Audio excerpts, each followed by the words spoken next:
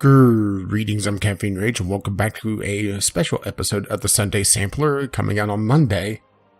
This, kind of week, we are taking a look at the Dwarves, an action high fantasy RPG developed by King Art and published by THQ Nordic and EuroVideo Medien. This is, of course, a pre-release copy, as you can see right there, test review. So, let's go ahead and take a quick look at the settings just before we dive in, but for a particular reason. Now, you may notice quality here. This is absolutely taxing my RX 480, which I realize it's not a top-of-line video card, but it is above spec for what this game is requiring and actually recommends. And I had to bump it down to good to be able to maintain over 60 FPS in battles, which you'll see why in a little bit, why battles are a little FPS intensive. But also, one other little bugbear here is just the volume sliders themselves. Yes, it is great that you have all these audio sliders and different modes, but they go in increments of 20, which there's a very big jump between 20, 40, and 60, for example. So we'll just leave that alone. Oh, and a quick look at language options for international watchers. Is there's only two spoken languages, Dutch and English, but there is a whole host of subtitles, including some I can't even try to guess at. So anyway, I'm going to be looking at this on good quality just to be able to maintain good FPS for my recording. It does get a little bit better looking, but I will be perfectly honest that I don't see that much of a difference in the action. Mostly because there's a lot going on that, you can't really stop and smell the roses. Well, you can, but we'll get into that in just a moment. Let's go ahead and back out. I'm going to load a save file. It's just, this is in the opening area. This is approximately 3.5 to 4 hours in. And I will try to avoid story spoilers, but I can't promise that just because this is an RPG. So, and I should say, this is 3 to 4 hours in, and according to the developer, in an interview, it will take approximately 15 hours on medium difficulty to beat the game. So, probably about a quarter to a third of the way in, really depending on the pace I'm going at. So, this is the world map. Actually, the second world map, but that's beside the point. And you play as Tungul, a dwarf raised by humans who is on a epic quest. This is a high fantasy game. And on the world map, it progresses in days over a course of a few movements. And you have provisions that allow you to heal, your gold, and the number of days into your adventure. To just give you a sense of how far along you are. I think this may play into other things. There are random events that pop up that may be tied to this. I'm not 100% certain. But considering the developer has talked about meaningful events on the world map, it is a likely possibility. But then again, this is a first impressions and not a full review, so I can't really give too much info on that. What I do want to talk about real quick is the provision system, because they do kind of want you to explore around and check out all the little nooks and crannies in the world. Like there's a question mark over here, denoting that there's something over here. But it is way off the path of our journey, which will likely go here, and then go around, then down through here to into the kingdom of the firstlings. So yeah, in order to swing by this, I need to keep provisions. Granted, there isn't a penalty for going without provisions, except that, hang on, we'll bring up the inventory. That after you take place in battle, or after a battle takes place, I should say, you could rack up injuries depending on how hurt your dwarves were, or dwarves or other people. Right now, I just happen to have a bunch of dwarves. And as a day passes, those injuries get healed, and you start your next battle with that dwarf with more health. Granted, you can just sit there and regenerate health. There is a regenerating health system in this game.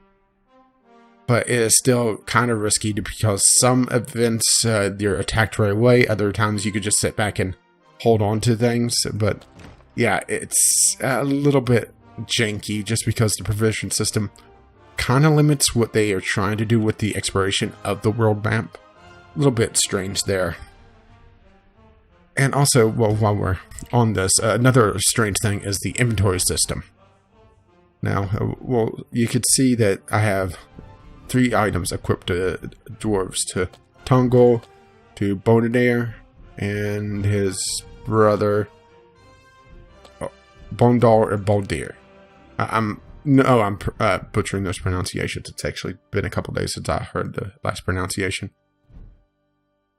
You can only have 1 item equipped, and that includes elixirs. So if I want to have an elixir go in, I have to unequip his Talisman of Healing in this case. I would have loved to seen elixirs be a separate equip item, because it really makes you want to lean towards these reusable things. I'm pretty sure that this is a expendable item, just because, you know, it is an elixir. But it's just one of those things that, you know, you can't take a healing potion if you have a healing pendant on. It just feels a little bit odd. And, of course, you get to see abilities. Each dwarf has a single, essentially, hero ability. And then they have activated abilities. And can get other passive abilities as well. So you can see some of these. Blade Storm. Oink, oink. There is a bit of humor in this game. It's really refreshing that it is a serious story, but it's not taking itself too seriously. That it's willing to still have the humor that dwarves are kind of associated with. Think Grimly and Lord of the Rings, for example. Yes, he is a gruff and tough fighter, but has a humorous side to him as well. He has that little bit of weirdness, or a little bit of, just silliness at times. So yeah, just take a look at some of the other abilities. And I'll get back to things like Cleave here in just a moment. So you can see, passive, nobody likes him. He automatically attracts enemies. So you can use him as bait if need be. So let's go ahead and just move around a little bit and see if we could get into a battle, or see what happens here. And what is this town? I'm not even going to attempt to pronounce that name. So it's quite simply almost board game-ish. It's moving along, and there's... Oh, here we go. Up song during your hike. A short while later, Bavrigor joins in. But rather than actually singing along, he tries to outdo Boindil with his own songs. When he finally strikes up a love song, Boindil becomes absolutely livid. You take the stonemason to one side and ask him if he's doing it on purpose. Of course I'm doing it on purpose. I'm gonna make him suffer the whole journey. Can't go on like this. We can't fight amongst ourselves and save Girdlegard. You take a short break before you dare breach the roots of the problem. It's to do with a woman, right? Not in the way you might think.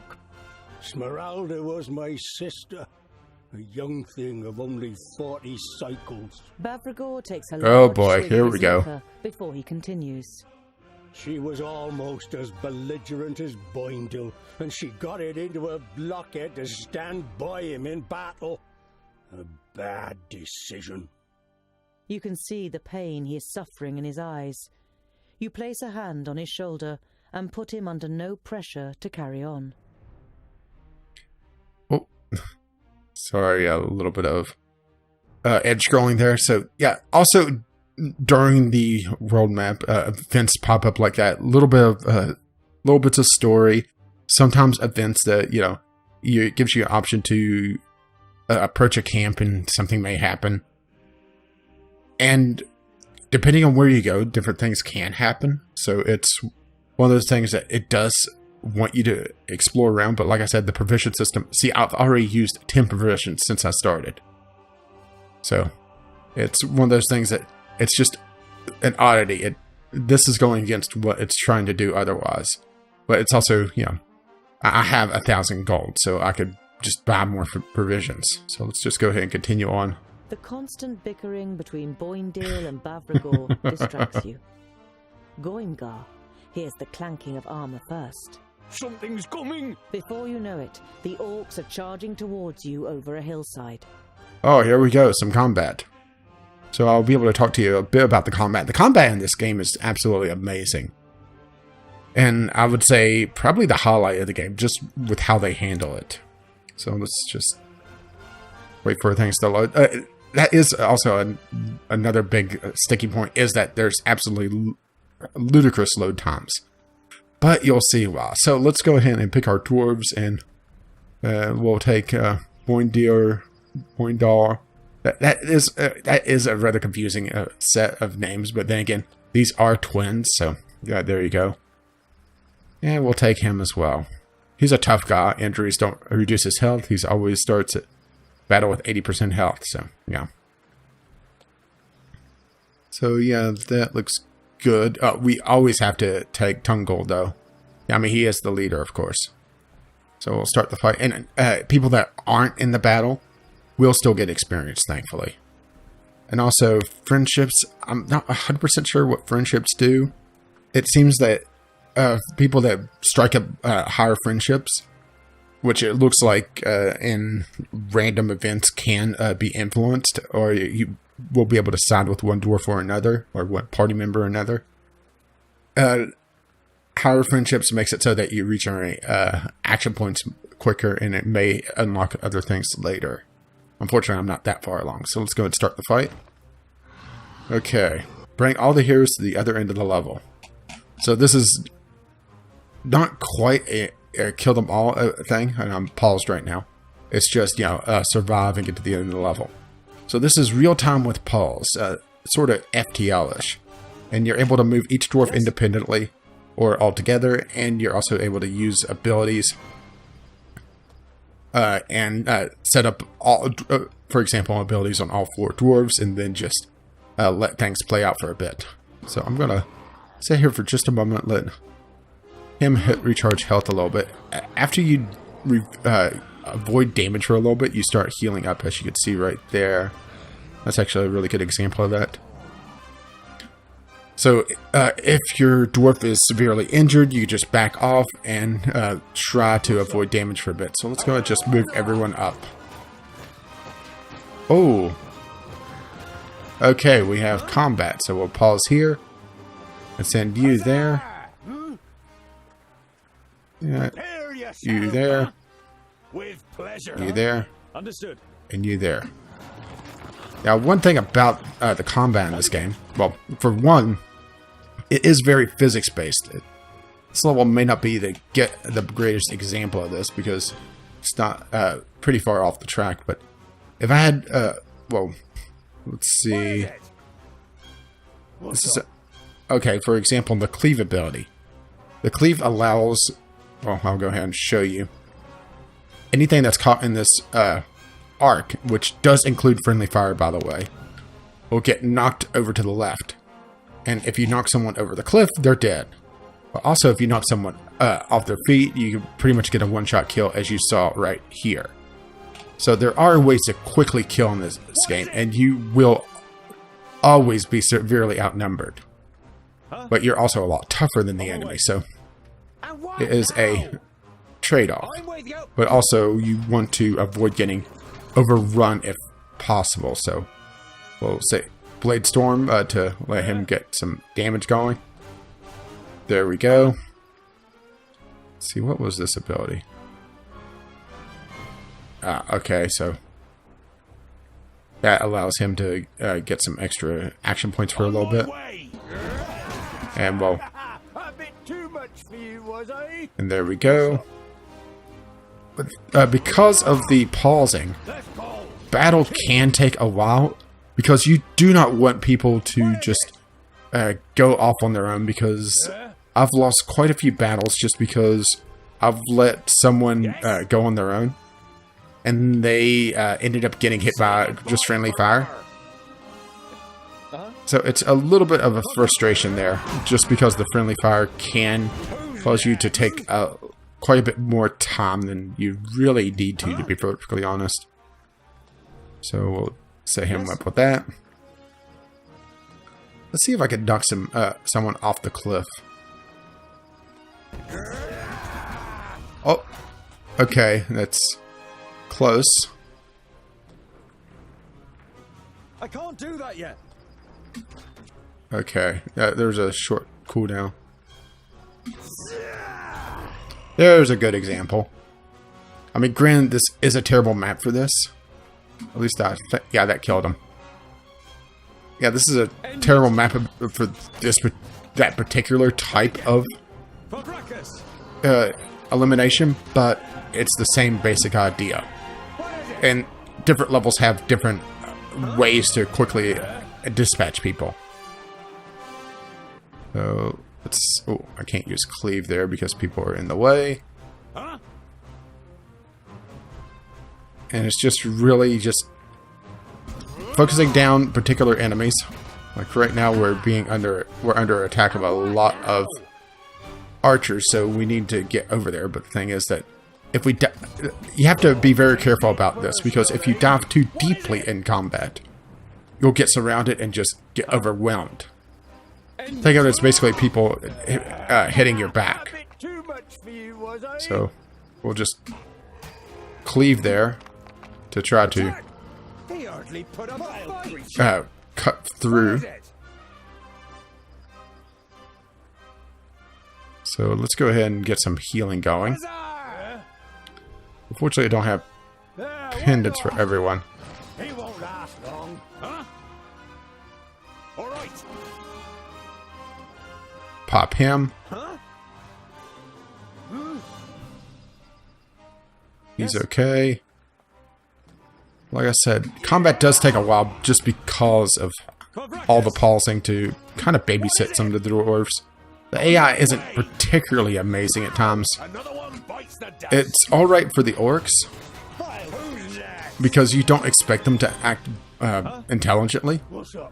But yeah, it can be a little frustrating for the dwarves. So we'll pull him back to let him heal for a bit.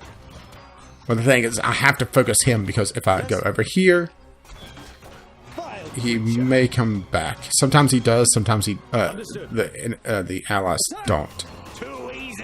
Like this time that he's not. So we got that going for us at least. Yes, with pleasure. Okay. We're quickly regenerating health. End it. So we'll just finish him off. And also these combat abilities do far more damage than normal strikes, so you do want to use them quite often. But the thing is that you kind of have to babysit people. Oh. Okay, so we're getting damage from there. So let's take people that could jump up and go after them. So you're healed up.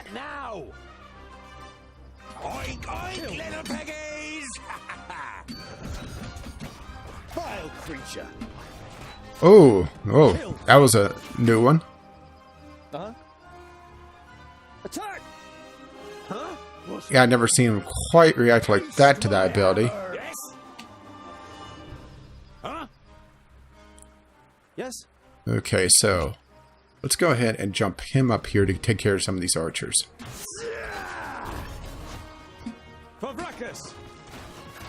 And again. That's one. At once. Oh, there we go. Killed. That's two. Understood. Yeah, sometimes the pathing isn't quite exact. But with just how many enemies can be on screen at once, it is quite amazing that it handles as well as it does, to be perfectly honest. Oh, come on. Yeah, you can see how the pathing just can't quite decide how to deal with this one orc that's in this crevice. And I've had things like this pop up before, so I actually wasn't counting on showing off this problem in this video, but just having to talk about. But there you go. Sometimes things just pop up like that. Okay, so Tungle was able to kill him. I'll just have him jump back down and attack there. Oink, oink, little piggies! And again. Oh, Another one. yeah, that's... he's kind of a berserker, so sometimes he just becomes a berserk and Oink, oink, little piggies! you can't really do anything about it. Okay, he's... Personally. Yeah, he's getting a little overwhelmed, but thankfully the other dwarves are here to back him up. And that's really the thing, you don't want to split up your dwarves that much. What I did with Tundle to get the archers is about the extent that you usually want to do. Yes, and again. So, Who's next? Oh, what bad luck for you!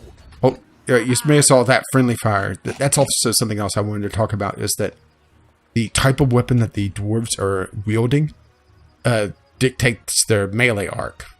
So, in this case, I want to be very careful with Bondar, because his crow's beak, I believe they called it, has a very long swing arc. So he hit... Oh, who did he hit? Bravagor? So it's something that you have to be very careful of. Granted, normal melee attacks don't deal that much damage, but with how much damage you have to deal with overall, it is something that you want to be careful of nonetheless. Too easy! Okay, so that's them down there. Oh, there is one there that got knocked off the little cliff. He's been pelting us with arrows. And we'll just have him Blade Storm. Oink, oink, little piggies! Okay, so they are too far away to really do anything to us. And right there is our exit. So let's go ahead and wait here for him to show up so we get some health back and get some action points back. Action points are the blue pips under the health bars, by the way. I don't think I mentioned that. They regenerate over time. You get one for killing someone. And I believe also killing, or friendly killing. So if you have a good friendship with someone, you get action points for your friends killing them. So Say goodbye forever. Now. let's go ahead and send 2 out. Oh, there's some friendly fire going on. Huzzah! Yeah, you have to carefully position just because of the friendly fire arc. It's a bit annoying at times. It's not a game breaker, but it's an annoyance that really What's up? shouldn't be there. So let's... Of course. No. Whoa! Why not? Of course. Just had a frame rate drop. I have no idea why. With pleasure. Okay. Of course. And he went down, but... Yeah, you see friendly fire once again. It's just slowly killing this guy and trying not to hit one another. Okay. Trying to think of anything else really major to talk about combat-wise. I do wish that I was able to move the camera independently of the dwarves. Instead, in order to see distant threats, I have to kind of pan down and look off in the distance. And in this case, if these the guys on that cliff up there was able to get a shot off on me, they'd be coming in completely off screen, and I would have to move a dwarf over to be able to see what is shooting me. So I would have preferred a more tactical camera instead of a more ARPG camera. But that's more of a wish feature than anything else personally. So right here is our exit. We just have to kill these guys in order to clear the exit. So we'll just do a hammer strike. And you see friendly fire can be helpful at times because these big guys, these ogres, I believe they are, because they have such a huge swing arc, he just wiped out a few of his own guys. So it's not, like I said, it's not a game killer just because it works both ways. And in the opening chapter, I've often seen just the enemy just wipe themselves out simply because that swing arc on big units like that. Killed. Oh.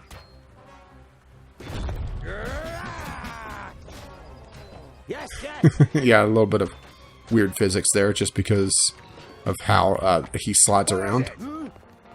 Yeah, it's little things like that. Yeah, I wish they had an animation for him, stumbling or something. But there are a lot of animation in this game. Granted, sometimes they do play a little bit strangely. I had in one of the battles some almost Z fighting with an animation where an ally was on a rock partly, but because of how the animation was playing, he was constantly jumping up and down on the rock. So it's just a little oddity like that, and we are pretty much done here. We'll just get him to finish this off. And there we go. That's the combat. More of the simple combat. Things get a lot more complex in bigger battles. That was refreshing. Hey, here comes some more.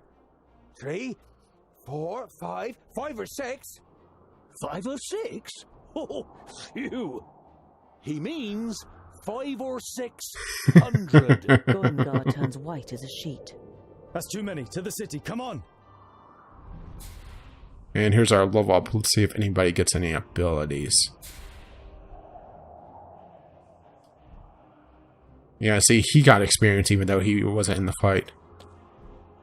And we got a golden ring. A little bit of gold. Sometimes you get provisions as well after a battle. This time we didn't. And we got experience, so to the city. And you see how our route behind us was cut out. So we have to go forward.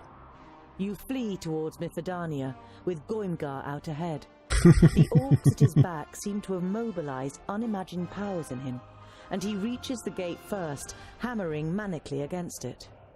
He says something and scurries through a small gateway that has been opened to him.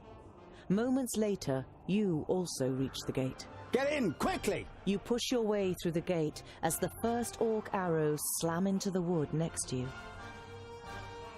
Oh, it looks like we may have a major battle here.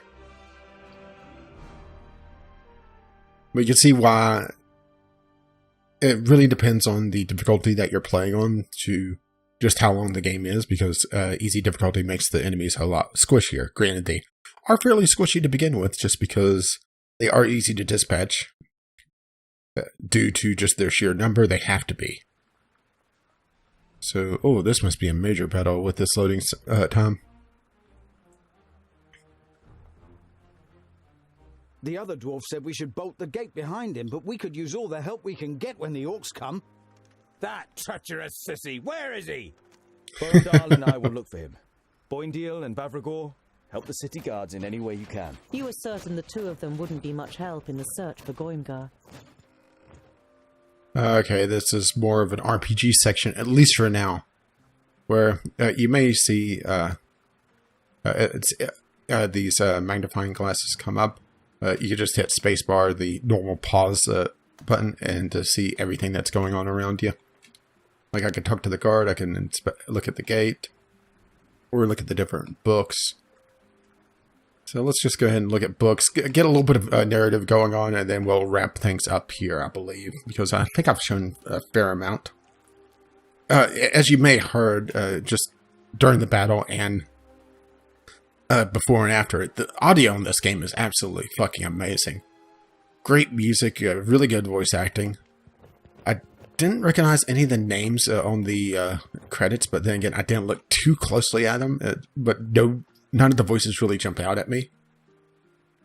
But, that's perfectly fine, to be perfectly honest. There's, you don't have to have AAA quality, or, A-list voice talent to have good voice acting in a game. And this obviously shows that.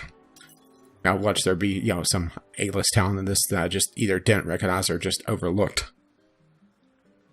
Let's see. I will say that, once again, performance has taken a hit. I am still over 60 FPS on the good quality. The third from the top preset.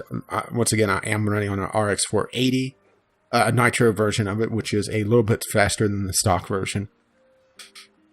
And it is running the hell out of my video card, so it is definitely the video card and not my CPU. At least I'm pretty sure it is.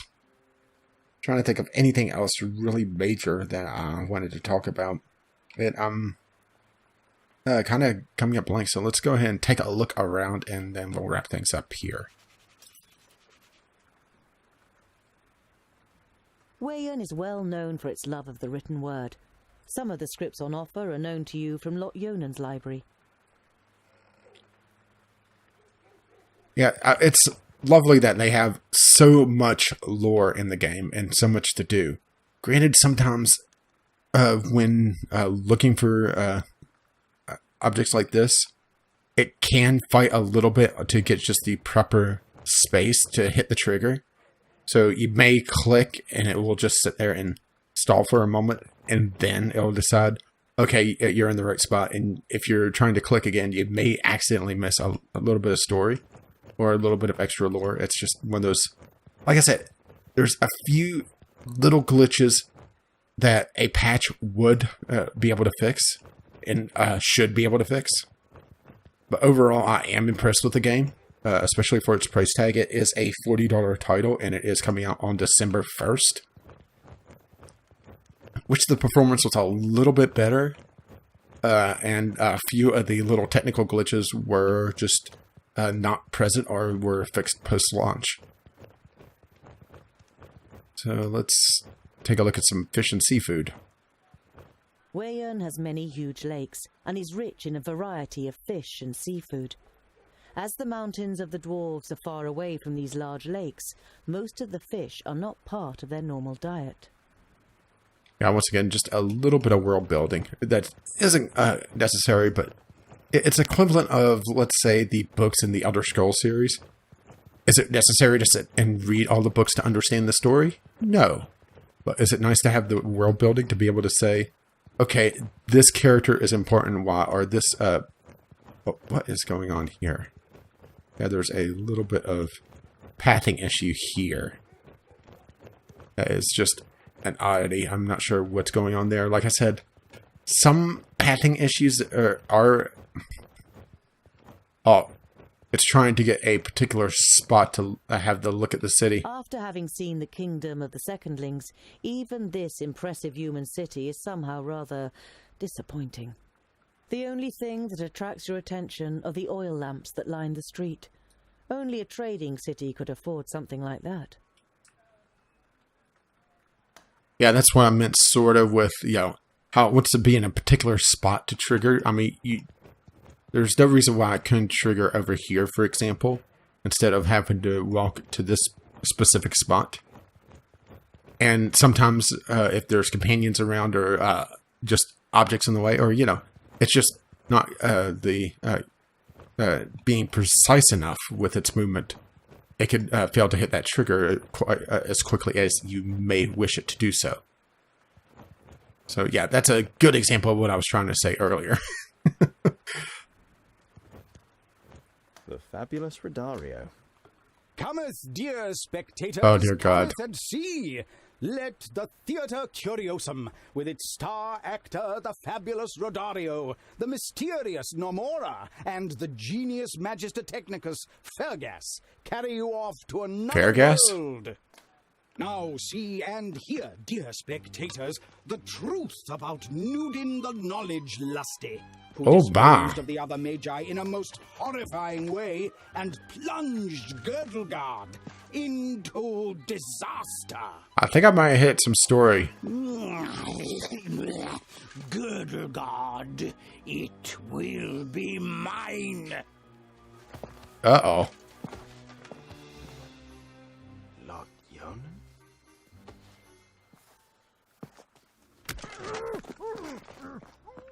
Yeah, I definitely hit some story elements here.